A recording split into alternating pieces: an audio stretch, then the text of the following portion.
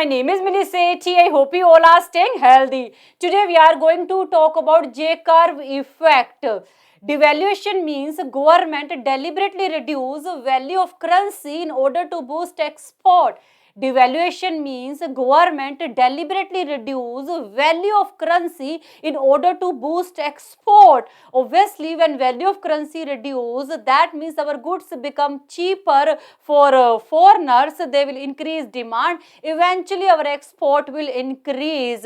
So we can say that government adopt devaluation in order to boost export, and government mainly adopt devaluation in case of deficit balance of payment when export are less than import.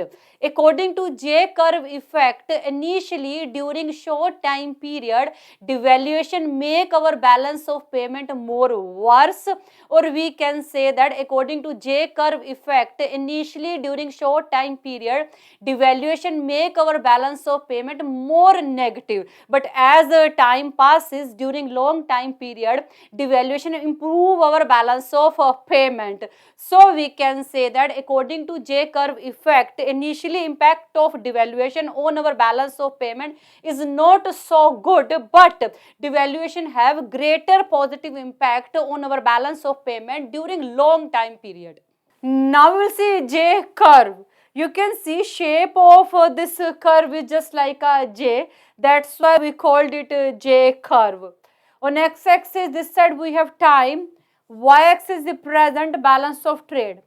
This part represent positive balance of trade, and this part represent a negative balance of trade. At a point our balance of trade is in deficit. That's why government will adopt a devaluation. You can see initially during short time period from A to B point, devaluation make our balance of payment more negative. Here you can see devaluation is making our balance of payment more negative.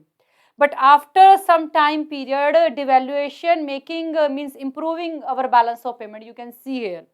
B is a point of maximum deficit in balance of payment. After that, it start improving. At C point, our balance of payment become in balance. Means at C point, export are equal to import. After C point, you can see our balance of payment is going in surplus. That means export are exceeding than import. So here you can see initially devaluation make our balance of payment more negative, but after some time period, during long time period, devaluation improve our balance of payment. That's why this curve is called J-curve. Now we'll see factor influencing J-curve effect. Elasticity of demand. If elasticity of demand for export goods is highly elastic, that means small change in price lead to large change in demand. Eventually positive impact on J-curve will appear soon. Time lag. It's take time for businesses and consumer to adjust with the new prices. That's why devaluation is not able to show the positive impact immediately. So our J-curve initially become more negative. Size of devaluation. Large size of devaluation shows a positive impact on J-curve very soon. So this is all about J-curve. I think you got it, and thank you so much for watching this video. Bye. Take care.